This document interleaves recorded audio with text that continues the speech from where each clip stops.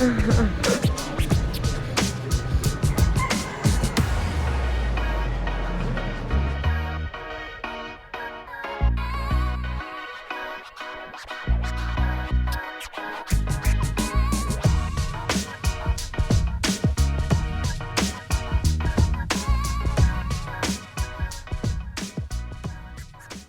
order to befriend an animal, at least in my opinion, in order to befriend an animal, you have to know what that animal does and why it does it. All right, so tokays, the biggest thing, the number one thing I hear about everybody that mentions a tokay, they say they're aggressive. And I would sit here and I will argue until I turn blue in the face that tokays are not aggressive. They are defensive. It's a completely different behavior. Wow, look at these guys.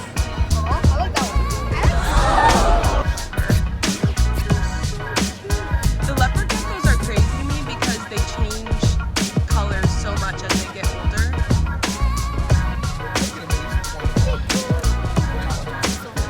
Thank you, Cody. And then one other question. What's the craziest experience you've had with an animal, like any animal? Crazy experience. What happened was she pushed open her enclosure, and then she got behind the smaller snake's cubs and slowly pushed them open one by one. Majority of the snakes, thank God, did not get out, but some did. And my father, who works at our warehouse, called me saying that she ate a whole bunch of our snakes, which did not happen. Oh my God. It was hilarious. I had to be told Yeah, so at Taekwondo, hey, there's a big snake out. I'm like, what is going on? So he said, I think it's eating the smaller snakes, because doom rolls are they will eat other snakes. They are semi-cannibalistic. So she thought that this snake basically went through a rack of 10 and ate the snakes. Because he didn't even want to go in there at that point. He doesn't like large snakes. Yeah, me and him are the ones that deal with big snakes. So but really he was on a rescue mission. He was like, everyone get out. You're right. You get out. You get out. So instead, most of the snakes still remained in their tubs. There was 2 that we did find about 2 or 3 days later. Thank God we found everybody. Wow. But it was a very interesting thing because you can see this 10-foot snake from the very top wrapped all the way to the bottom, going behind the racks and pushing out the tubs. What is your most underrated morph or, snake that most people are like, oh, I don't want this one, and why do they deserve some love? Underrated. I would say calico. Calico? I like calico. Just one second. This one here is a pastel calico, and you can see how the white comes up the sides. Very pretty. Yeah, beautiful. And it takes almost any other morph and just makes it really exotic looking. This one's calico. Yep. So you can kind of see down here with this snake compared to this snake. They're both the same thing except this one has calico. Oh. So that one has all the white that comes up, right? Yeah. It will. As it gets older, it'll be and when more it gets and more older, white. it'll get like a Guys, deeper good white. morning. Okay, and they deserve some love because they make really good, Beautiful adults. Oh, perfect. Thank you so much. They're so big. Holy crap, why are they so big?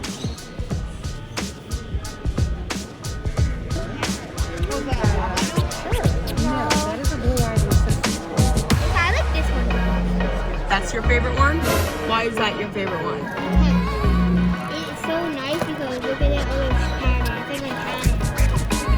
I like it. Just slow. Just let them finish talking. They do. They do not want to do it though, yeah. If you get one of these guys dropping the tail like start handling, you're doing something severely. How cute they are. Hi, how are you? Oh my God. So it's a Bengal, it's a hybrid cat. It's a mixture of an Asian leopard cat with a regular domestic cat. Right, exactly. And they're very rare, and they call them like the dog cats. They are, that's exactly what it Or you might get. How much is this male goat? Yeah, cat dog. That's It's like perfect. having a cat and a dog That's together. probably.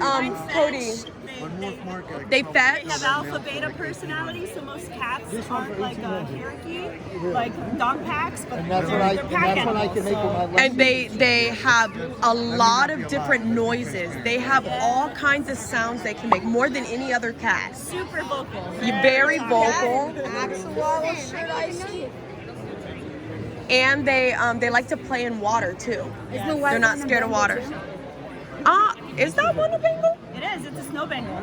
So that's a mixed Asian leopard cat with a Siamese. So Hi. there are actually 9 different colors. There's like a color wheel of Bengals. Really? So most people are only familiar.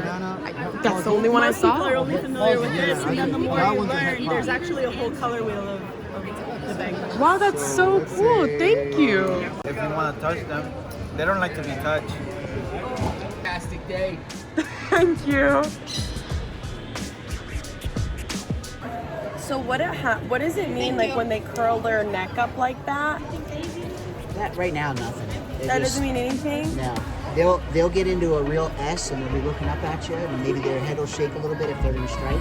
That just means they're scared. But this one doesn't get scared. They have their head, they have their like head and neck over their body, and they're like walking back and forth. And some of even the babies will like open like their mouth. Okay, because they kind of want to tell you that they want to do. fight Because first. they're scared. They're not aggressive. They don't. Okay. They're just scared. Yeah, they don't want to. Okay. Repticon was a 10 out of 10 experience, and I'm so grateful to all the vendors who were patient, educational, and willing to participate. Remember that these animals are sacred and they have stories to tell, and we tend to fear what we don't understand.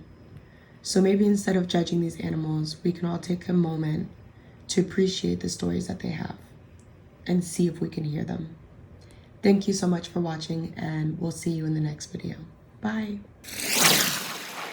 Curious butterflies. You mean bread butterflies? Oh, yes, of course.